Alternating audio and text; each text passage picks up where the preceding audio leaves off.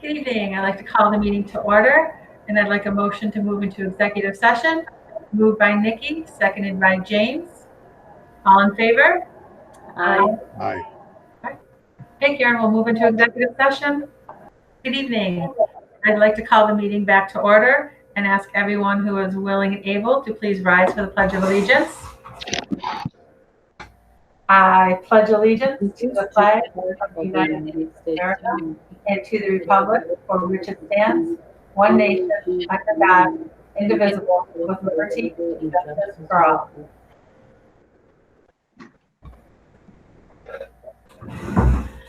Good evening, everyone. I would just like to make note that May Abdullah will not be here. She's not feeling well this evening. And in pursuant of Governor Cuomo's executive order 202.1, there will be no in-person attendance at any regular or special meeting of Rush-Henrietta Board of Education until further notice. To address the board regarding a public forum items or items that are not on the agenda or items that are on the agenda, please submit your questions or statements to Karen Flanagan at kflanagan@rhnet.org. And that brings us to item number 6, the final budget hearing. I believe we would like to possibly move this. Yeah. At our last meeting in regular session, we discussed consolidating the 26th meeting and the meeting on the 19th, doing everything on the 19th, recognizing that at that point we didn't have information related to what was going to happen with the budget vote and the Board of Education election. Based on the governor's executive order, which came out Friday,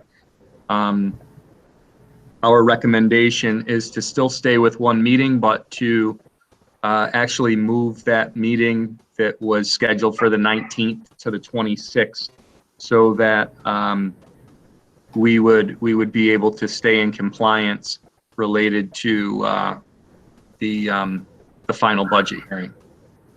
And that would mean So the recommendation is to hold the meeting on the 26th and to move the final budget hearing to that date. Right. Okay, so we will not have a meeting on the 19th, and we'll just have a meeting on the 26th and then hear the budget. Okay. All in favor? Show of hands. Okay, so we will be moving the budget meeting to the 26th, and we will be meeting then, and we will cancel the May 19th vote, or the May 19th meeting. Okay. Next up is the items for routine matter. Can I have a motion pertaining to the approval of the consent items, item 7, letters A and B? Moved by James, seconded by Nikki. All in favor? Aye. Aye. Any Aye. opposed? Aye. Okay, motion is carried. Next, item 8 is personnel actions. May I have a motion pertaining to the approval of the personnel actions? Moved by Diane, seconded by Anne Marie. Any discussion on the personnel actions? Seeing none, all in favor say aye. Aye. Aye. Aye. Any opposed? Okay, the motion is passed. Item 9, we have the historical designation at Good Shepherd. Can I have a motion pertaining to the approval of an agreement with the town of Henrietta regarding the designation? Moved by Nikki, seconded by Anne Marie. Any discussion in the matter? Seeing none, all in favor say aye. Aye. Aye. Okay. That is approved. Next, we have item 10, which is district policy and regulations. Could I have a motion to approve the second reading of policy 4020-R? Moved by Diane, seconded by Nikki. Any discussion? I would just like to, I was just going to say, I would just like to say again, to repeat what Diane said last time, I appreciate the way this has been put together to take into account returning our elementary classroom cap sizes back down once, and let's all be optimistic that July 1st, 2021 will bring us a lot closer to normality. That's all. All in favor, say aye. Aye. Aye. Aye. Okay. That brings us to the superintendent report. Karen, am I going too fast? Are you able to keep up? Okay. Go. Okay. There was one item that was submitted as a written report related to our parent engagement initiatives. It was our plan of work update based on February's parent survey results. Are there any comments or questions related to the plan of work update?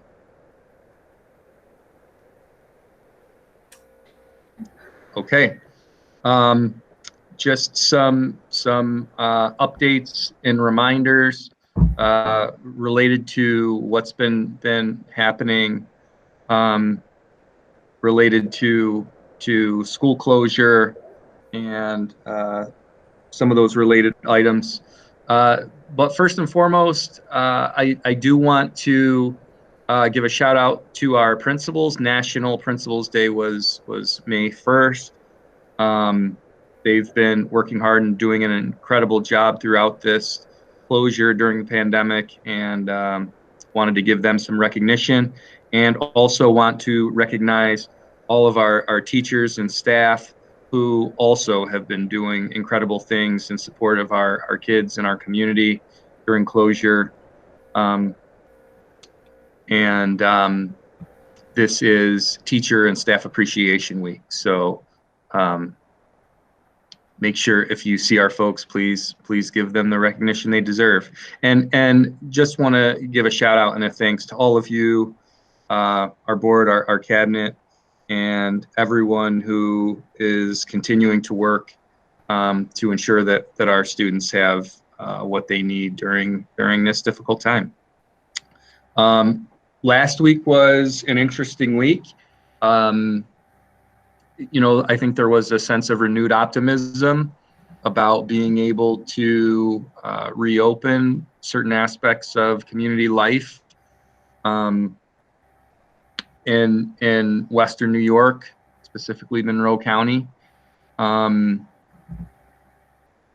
think you will begin to see certain things reopen, certain aspects of healthcare and business in the coming weeks. However, as we know, we did receive disappointing news related to school opening. We are going to be closed through June 30th with a target date of opening in September. And you know, the difficulty that exists in terms of reopening schools right now, or even, you know, regardless of what phase you're looking at, is really centered around the difficulty in terms of being able to physical distance in schools. When kids are being taken to and from school on a bus, or when you're trying to feed students in a cafeteria, or even trying to distance students in a classroom or in hallways. And so the governor took the advice of medical experts who said, not now. Take the time to look at what you're going to need to do to close out the school year and reopen schools when kids come back, because that's going to be pretty complex and pretty involved. And while we're still awaiting some information, we do have a general sense of some things that we're going to have to focus on when students come back. So we've already began to look at that process. As a cabinet, we had an administrative council meeting this morning with 50 plus people, and began to have that conversation and have some discussion there. And we meet with principals weekly. So we will be working on what we need to do to reopen and developing guidelines based on best practice and what's being recommended coming out of the state and the Department of Health. And then we're going to look at, what we need to do in the immediate, and we've already started that process in terms of, what closing out a school year looks like when, you are operating on limited capacity because you can't bring people together and you're trying to do things virtually. What does it look like from a reporting standpoint? What does it look like in terms of getting buildings cleaned and sanitized and ready for summer, and then turning them around for reopening, recognizing that the guidelines for reopening and what's expected will probably be very, very different. So we've started to look at that process, and then also looking at, which year-end events are going to have to be canceled, which events can we postpone and do once students come back in the fall. And, what are those events that we really feel strongly that we want to celebrate now, even if it's done in a way that's probably very different than we have celebrated in the past. So we're looking at all these things right now. We are coming up with a plan, which we'll share it with you as soon as it's finalized, to allow teachers to come back in to get their classrooms closed up, to gather belongings and to help gather student belongings so that we can get them to families. So we're working with principals on that right now, and hope to be in a position by the end of the week where we have plans finalized. And we're continuing to gather information and work through some of the issues related to the budget. As you know, we've all had to make some difficult decisions already to plug the gap that currently exists. But as we all know, the governor has the authority to continue to reduce budgets throughout the course of the year. And we anticipate that we're going to have a gap that we're going to have to look to close in the weeks to come. So we'll be having more conversation with you around that once we get more information. But I think we all should plan on the fact that the gap that we just plugged is probably gonna grow, and we're gonna have to consider how we're going to address it. Probably the most disappointing news that we received this past week was on Friday, with the executive order centered around the way the budget vote is going to be handled, along with the Board of Education election. And it was disappointing because it is going to be really difficult for school districts, not just Rush-Henrietta, but the executive order dictates that we handle the budget vote and the Board of Education election solely through absentee ballots, and we don't have a lot of time to do it either. We would be looking at June 9th as the return date, which puts a lot of pressure on districts logistically. Even raises some safety concerns that we're going to have to address through doing it this way, and certainly puts us in a compromising position in terms of cost, because it raises the cost of conducting these by tens of thousands of dollars. So I know that I speak for most superintendents throughout the state when I say that I was disappointed with that news that came to us on Friday in terms of the way that this is going to be handled. But the situation is what it is, and we'll dig in, and our team will handle it, and we'll make sure that we're in compliance.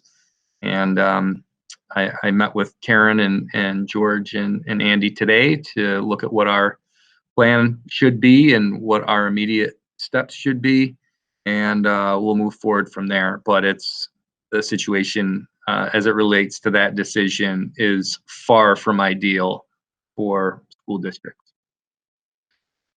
So that's the superintendent's report. Questions, comments? So I mean, just at a high level, what are some of the costs that are involved with the absentee voting? I mean, we're talking postage, we're talking printing, just, broad strokes. Oh yeah. I mean, generally speaking, a typical vote in an election would probably cost us about $7,000 or $8,000. And this year, we could add in round numbers $50,000 in cost. Andy could probably speak to it better than I can. Yeah, that's right. The thing is, now we're going to have to send ballots to every household. We don't have names, so we'll send 2 ballots to every household. So that could be as many 14 to 16,000 households. 2 ballots with 2 postage return paid envelopes in it. So we're going to be printing 45 to 50,000 envelopes and postage to mail out, and then prepaid postage to get the ballots returned. So it's really postage and printing, and that doesn't account. Do we still pay inspectors if any are willing to volunteer to come in? If not, we'll have to find district employees who are able to do the count when it actually happens. But the bulk of it is the postage and the printing. Oh, has there been any talk about graduation, what that's going to look like? Yeah, we've been talking about it as a cabinet, what possible options would be, and I did meet with virtually with high schools administration and community relations, where we left it with them on Wednesday was that they were going to. We talked about a couple different options, what we might be able to do virtually, and they were going to go back to their building planning committee, get some feedback for us, and then we have another meeting scheduled on Friday.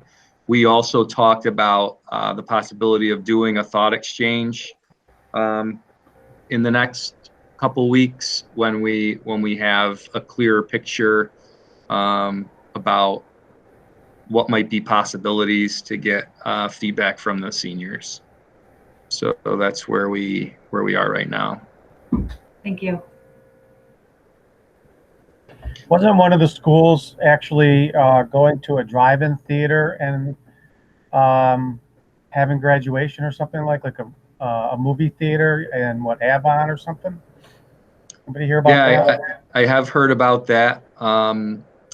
That that's one of the things that we're taking a look at. We're taking a look at some possibilities. But we also, it was interesting to speak with the administrators who have been working with different student groups, seniors and folks on student council to look at, what are the aspects of a ceremony that are most important to you. And so it was interesting to hear, some of the things that are just really simple that are important to those that are graduating, like being able to get into their cap and gown, being able to have a picture on site with their family in their cap and gowns, things like that. Well, and shaking hands with the Board of Education is top of that list, right? That's right. It usually would be. But they also, they recognize that there are going to be certain restrictions in place. I think, I think everybody would love to stay as close to a traditional ceremony as we possibly can. I think the difficult part is not knowing right now what the restrictions are going to be, what we can and can't do. With it, and with some of the things some of the ideas, because I hear a lot of them, people emailing me directly or they'll email community relations. I think that some of the things that may be feasible, might be feasible for a little district in Florida that graduates 100 students, isn't always feasible, when you're talking about a graduating class of over 400 kids in a community like ours. So I think it's kind of balancing that as well, and which is part of the reason that, we've held off on the thought exchange and said, look, don't go out to the community until you get some feedback in different ways and we have a better sense of sort of what's feasible and what isn't. But we certainly want to figure out a way to celebrate our seniors in a way that's going to be meaningful. And in 2 weeks, the restrictions could be different than they are now. So waiting just a little bit longer could help us make better choices, or a choice. Right. And then we're also looking at some of the awards ceremonies over there and looking to celebrate them.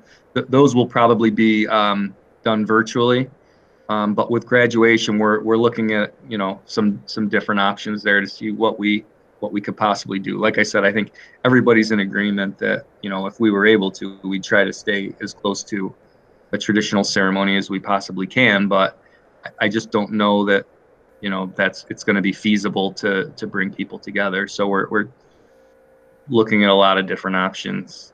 But there are a couple that we're talking about more because that's where we're anticipating we're going to land.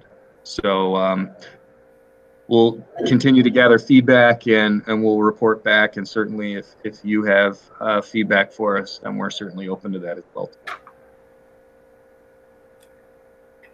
Thank you. All right. Thank you. Okay. New business, the superintendent's evaluation. I will be putting super eval together, and we'll be emailing everyone for their thoughts and their feedback on the form, and we can go over. Doug, I'll explain to you how it is, and everyone will be getting that to fill out within the next probably week or so. Jennifer, what I'll do, I'll try to have my information in there by like the 19th of May into super eval for my self-reflection. Okay, so then it'll probably come out. Will that give you enough time, May 19th? Oh yeah, yep. Okay, so it'll come out to you after he puts in his evaluation. He'll input it and then I'll send it out. Okay, board reports. Unfortunately, there were no meetings in the month of April due to the COVID. We did have a Monroe County School Board. I did vote by email, and I sent in the budget proposals, and those were all passed. The financial report that will all be noted. We also had the postponement of the district safety forum and the upstate. And I believe that should be it. That's the closing of our meeting. Diane, do you want to give a board recap? Sure. My notes have that we are going to change our May 19th meeting to May 26th to include our final budget hearing to be in compliance with the new budget vote. I made note of a couple items from the superintendent's report. Discussion about targeting our opening in September and current processes for closing out the school year. He will be in contact to let us know what those plans will be. We'll continue reviewing the budget due to the governor's ability to reduce our state aid throughout the year. So we'll keep looking at that from here on out. 3 was the budget vote. It's going to be difficult for all districts, basically because of the absentee ballots, the pressure that it's going to put on the school districts, and chiefly financial, but there are some other pressures. For graduation, we'll be looking for some feedback, working with administrative counselors, principal, etc., and students to get a better idea of where we might be going. And then by May 19th, he will put in his self-reflection into superintendent evaluation program, and then it'll be opened up to us then to add our comments. And that's what I got. All right, great job. Thank you. Okay, that brings to a close our meeting. Can I have a motion to adjourn the meeting? Moved by Nikki, seconded by Doug. All in favor, say aye. Aye. Aye. Thank you, everyone. That concludes this evening's meeting. Have a good evening and everyone be well. All right, Karen? stay safe, everybody. Thank you. Stay Bye-bye. Okay.